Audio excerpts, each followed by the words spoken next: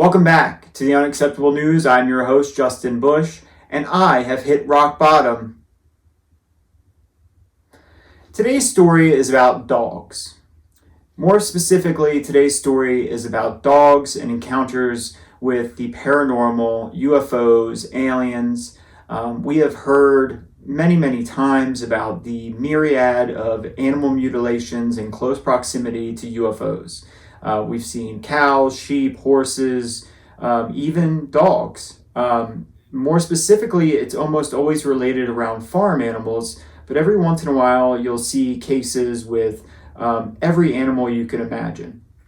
There are cases with military personnel that have spotted these creatures catching butterflies, taking soil samples, animal mutilations of bizarre animals like forest animals, deer, bears, and occasionally, unfortunately, we have run-ins with man's best friend. One time a scientist was asked about this, the animal mutilations. Why are they centered around cows, sheep, horses?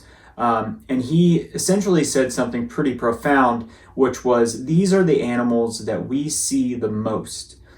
Farm animals, personal pets, are the animals that we see their behavior. We check up on them, we feed them, we water them, we give them medicine. So these are the animals that we're most likely to find in the event of an animal mutilation or some sort of run-in with a UFO.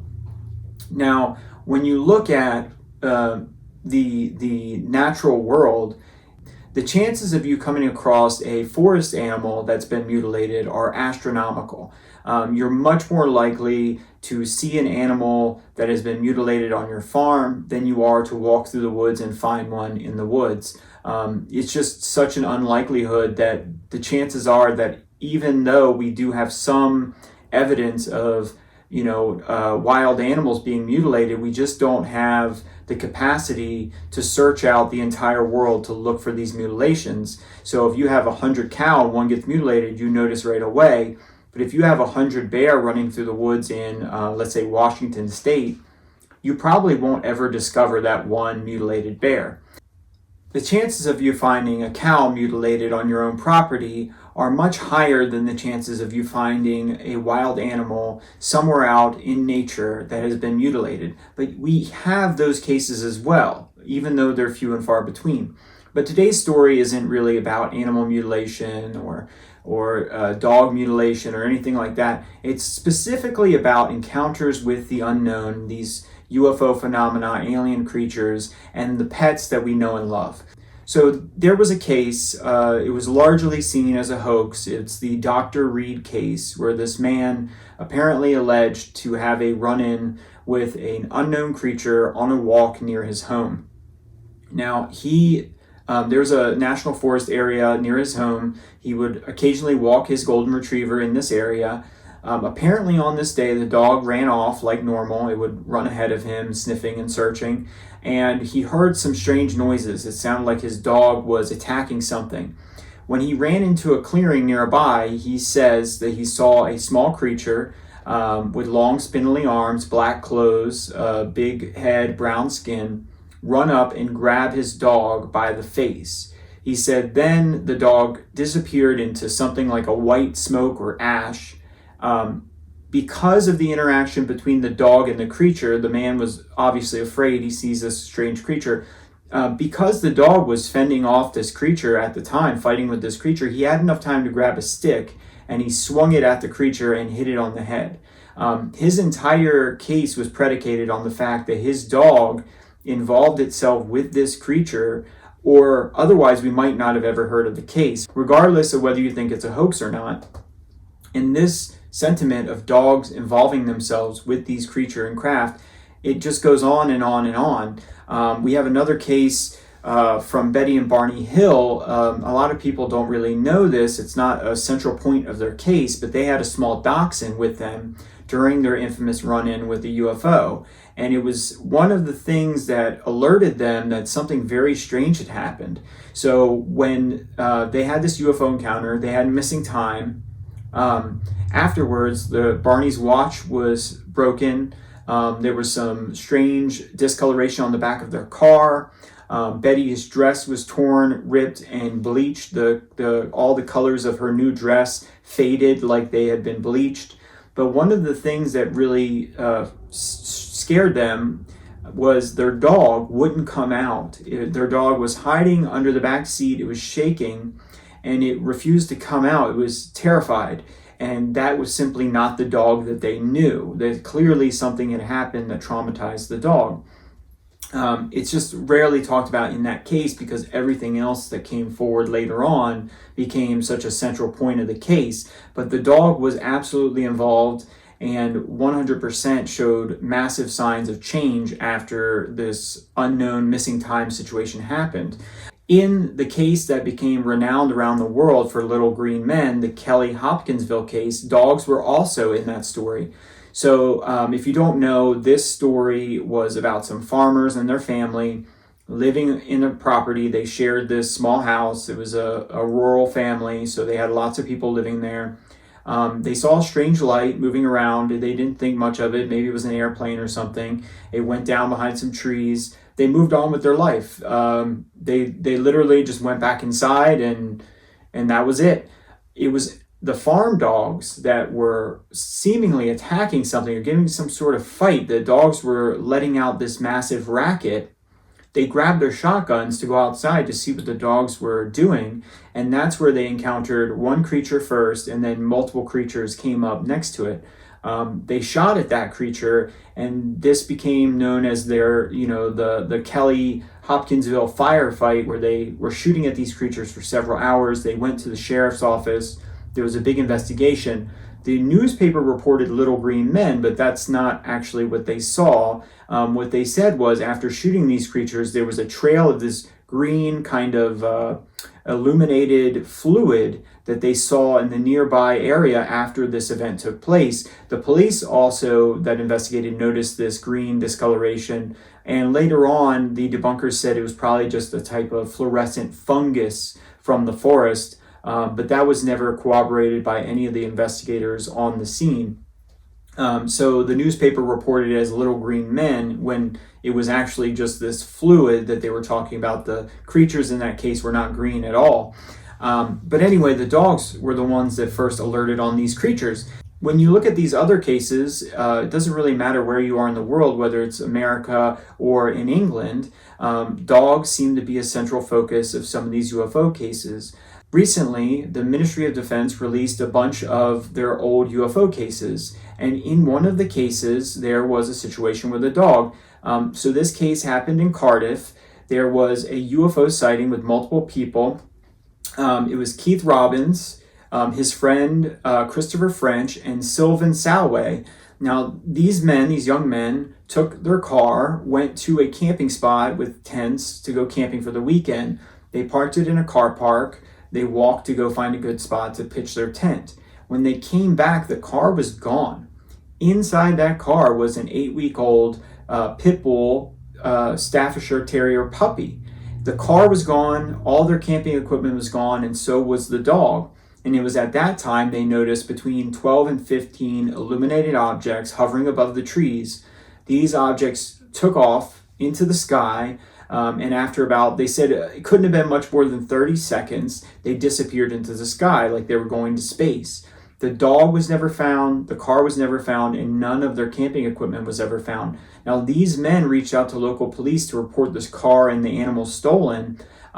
It was all that they could really do. A search was had, and never has the car or the animal ever been found. When the police were no help, they decided to write to the Ministry of Defense, and the Ministry of Defense kept that case classified for many years. So, you have all these cases that involve these dogs, even paintings from, the Renaissance period show these UFOs, these strange objects in the sky. Now, people are looking at them, people are pointing at them, and so are the dogs. Even the dogs in these paintings are noticing these strange objects. So it's not as if, you have a lot of debunkers say that it's a human hallucination that these objects are seen, but the fact is that even the animals notice them.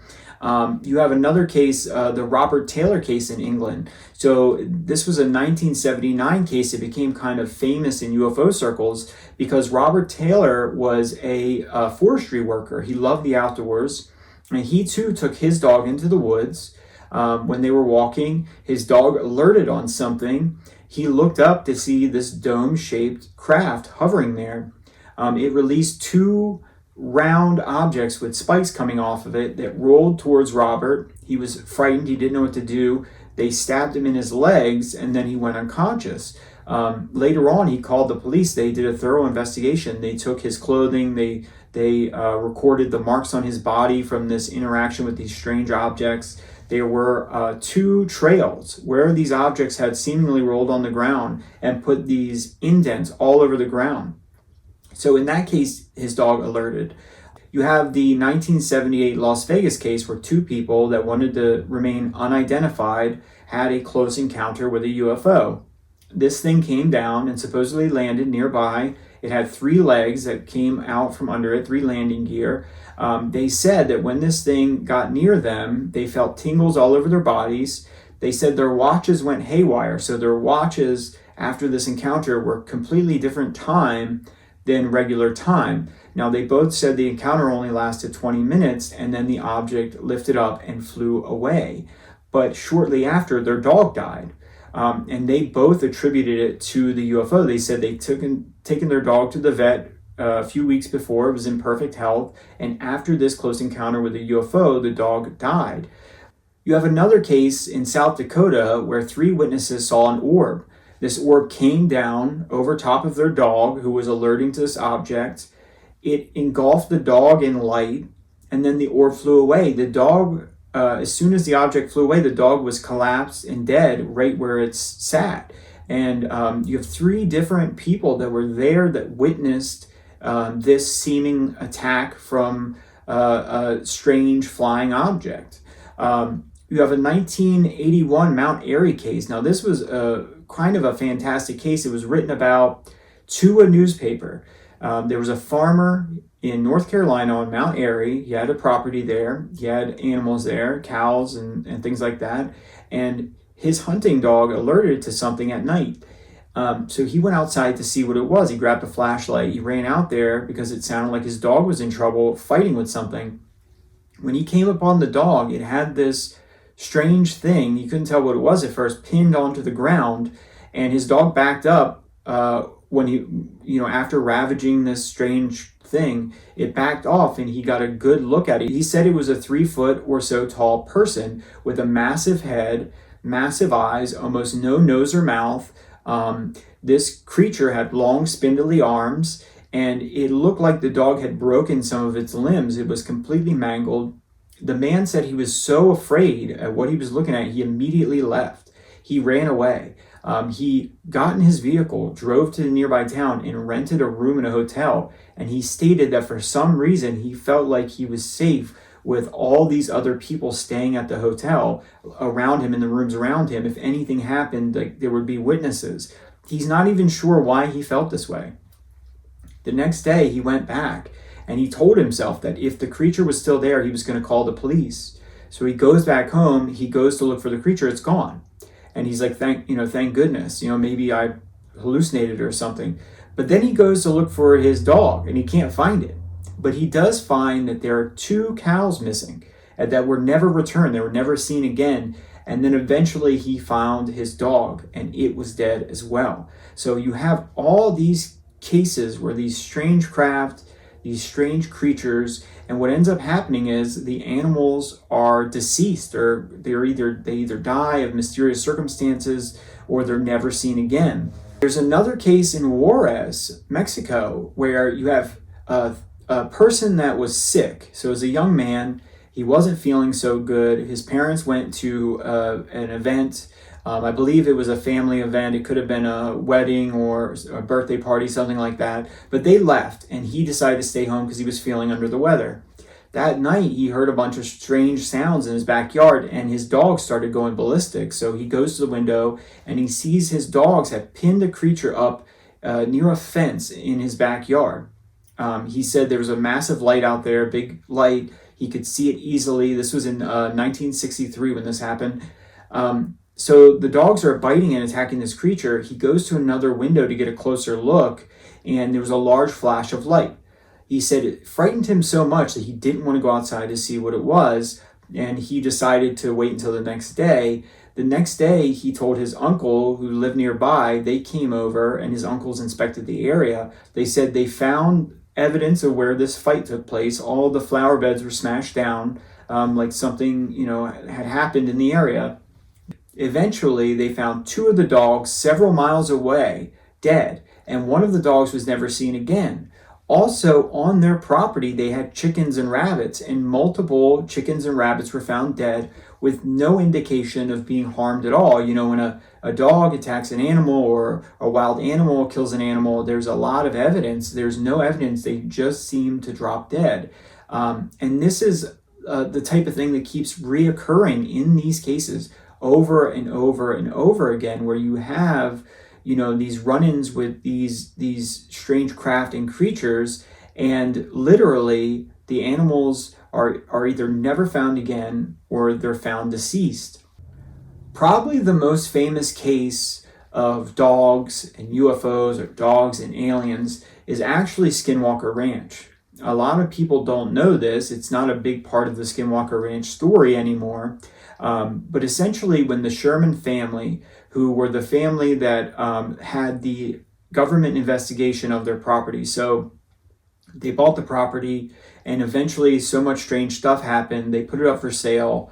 Robert Bigelow bought the property. There was an investigation of the paranormal on their property. So when the Sherman family first bought the property, they noticed that there were heavy chains attached to the house around the entire house. And they assumed that, well, maybe they had a dog and they moved it around, so they put it on one chain, they move it to another. Some people do this with their dogs, so there's not a lot of feces in one area, or they do it so that the dog has, during the day, there's shade on one side of the house, there's not shade on the other.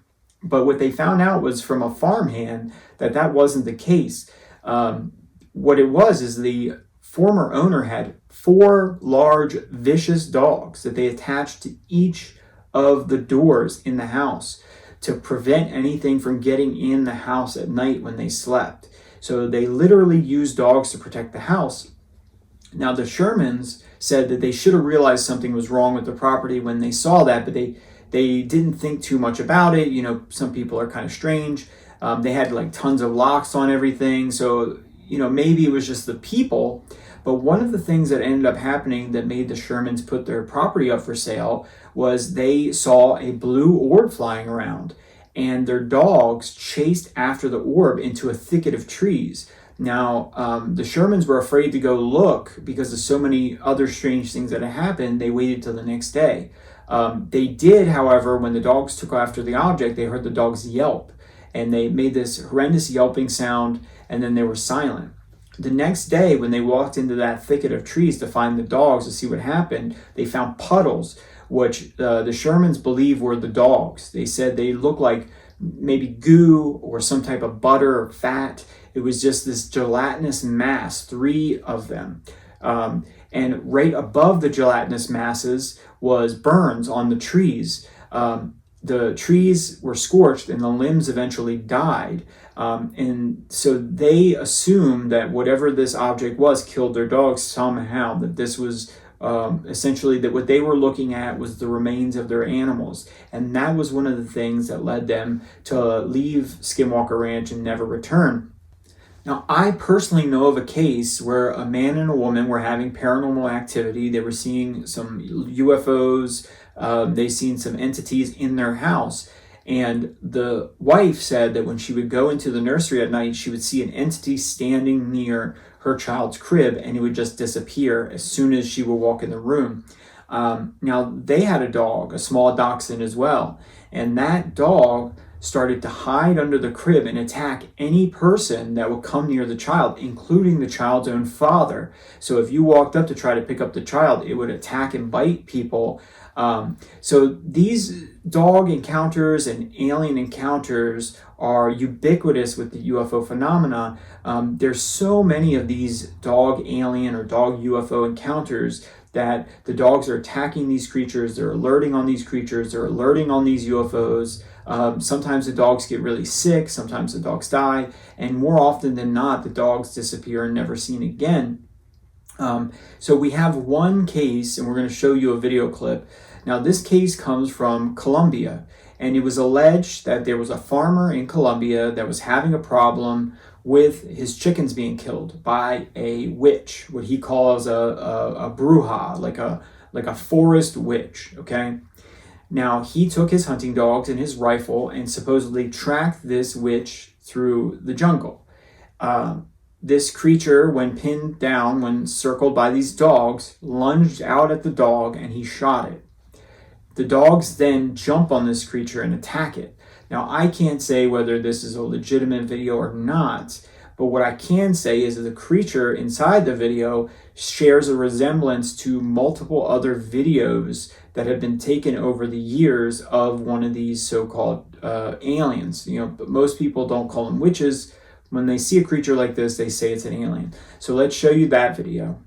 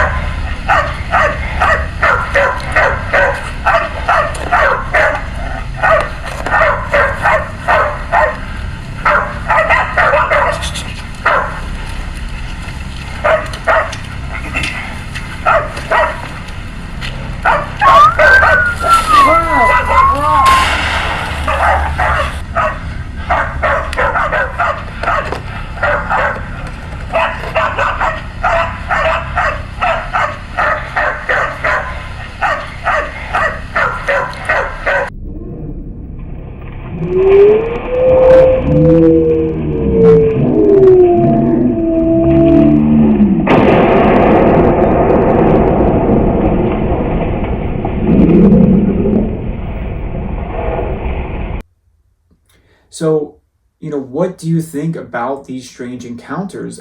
We have another video where an object comes out of the sky and all the dogs alert on this object. And then it's seen kind of floating by, and then it almost looks like it grows legs and starts walking at one point. And we'll show you that video as well.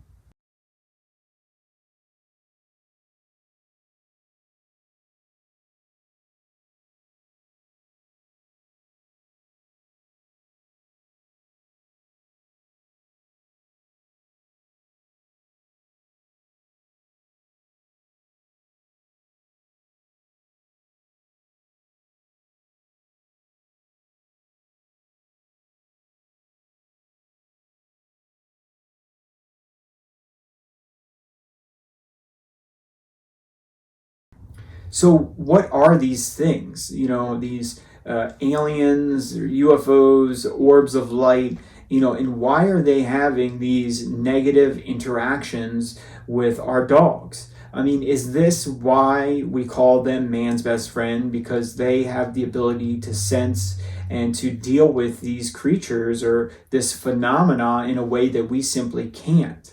We hear a lot of people talk about trying to fight off an alien and losing, unsuccessful attempts at defending themselves. But the dogs seem to be able to latch on to these creatures, fight with these creatures, even if it causes the dog's death. They seem to have a better time dealing with this interaction than most human beings. So what do you think? Do you think these are legitimate cases of run-ins between man's best friend and these strange and paranormal creatures and objects?